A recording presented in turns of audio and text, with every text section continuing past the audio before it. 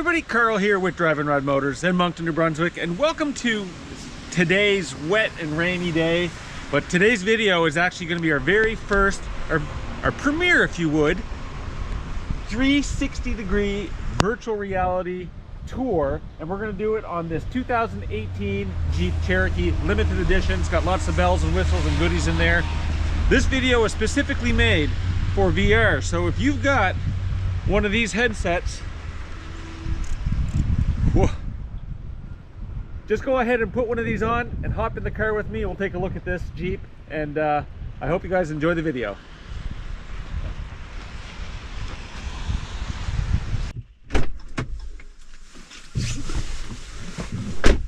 Whew. All right, it's getting a little wet out there, but we're nice and dry in here. So the very first thing that you are going to find is that this does have keyless remote entry and of course push start. So we're going to go ahead and get this started and go through some of the features inside the vehicle. Now you can see that the whole vehicle is in leather. So you got leather in the front here, leather in the back. There is some stitching in the back of the seats right here. Not sure if you can see that. And the seats in the back look really sporty and really comfortable, so your passengers are going to be just as comfortable back there as the front passenger and driver is up here. And there is electric seats on here, so you do have that power seats. This is the limited edition for Jeep, so this is somewhere in the upper tiers of the trim line that's going to have lots of different features and options that come standard with it. Again, you've got this nice modern looking dash here. You have the white stitching in the dash as well as along the doors here and in the seats down here. So a really nice quality feel to it. The seats are really comfortable. You got a nice little storage compartment up here for things. And all in all, the layout and the access to everything you're going to need to control, whether it be your audio infotainment system, whether it be your heating controls, climate controls, etc., all very easily accessible. Of course, you got power windows and locks, power mirrors. They are heated mirrors, so the mirrors are going to be heated in the winter. I didn't mention, but this does have auto start as well. So a double tap on this remote and this vehicle will start up for you. We've got a nice steering wheel with all the controls built into it here for your audio system, for your hands-free phone, etc., etc. In here you've got your main information center, your gauge clusters, and you've got lots of information here. Everything from vehicle information, tire pressure, coolant, oil temperature, pressure, oil life, that'll let you know when you need to change your oil, voltage in your battery, so on and so forth. We do have your fuel economy settings, so your trip meters, what your average liters per 100 kilometers are, or miles per gallon if you are south of the border. So you're gonna have all that in there, and again, it's a digital display, so it looks really nice and modern. And let's see what else we have in here. Of course, you're gonna have your audio settings. Everything that's playing through here, you can see what's going through there, any stored messages, and you do have a digital version of the speedometer. So again, some people like to have that versus the analog. You can have that in there as well. And so let's just go along here and see what else we have. So here you have the large digital display, which is going to be your main controls for your audio and for your climate controls. This is the Uconnect system. You're going to find this in the Dodge products, Dodge Chrysler products, Jeep of course being part of that family, and it's one of my favorites personally, just because of the size of the screen and the simplicity. Yet it still looks nice. So even after a number of years, this still is going to look pretty nice. So we've got, as you can see here, my phone is now connected. And so you can listen to music from there as well. You can choose AM, FM, of course, satellite radio, put all your favorites up here. In here, you've got your controls. So this vehicle does have heated seats for both the driver and passenger, as well as the heated steering wheel, which again, I really like. It's one of my favorite features. Being up here in Canada, it gets cold. Half the year it's cold, and it's nice to have a heated steering wheel to grip while you're driving. One point I should make is that unlike some of the other Japanese or imports, I should say in general, heated steering wheels, I find that the Dodge, Chrysler, Jeep does a really good job because the whole steering wheel is heated. So on some of the Mazdas, some of the Subarus, it's usually just this section from here to here. On the Jeep, if you're a top wheel driver like I am, your hands are gonna be nice and warm up here. and down here. So just a point to make. And so yeah, so you've got the heated seats, heated steering wheel here, your auto mirror dimming, which is going to be done through a sensor. You can turn that on and off.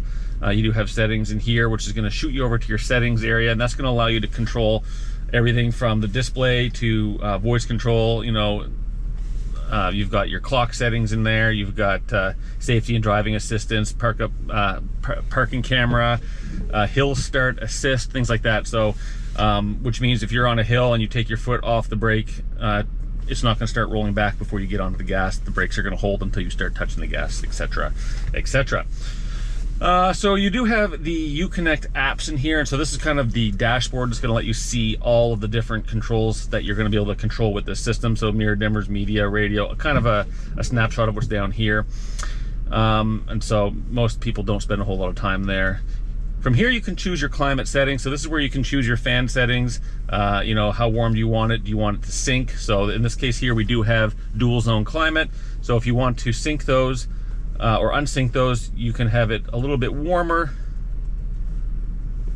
on the passenger side and not as warm on the driver's side, or vice versa. If you click sync, it's going to basically make them both work the same. Your fan settings can be controlled from here, and again, your steering wheel and heated seats can be controlled from your climate section as well. You're going to find in this vehicle there's a number of ways you can do a number of things. So whatever way you prefer will work. You can go ahead and do that. And then of course your phone here, if you click on your phone, it's going to bring you into your phone settings. This would have Apple CarPlay, so if you plug in your phone down here to the USB, or if you have an Android device, you're going to be able to do the same thing and control everything from your phone on this screen.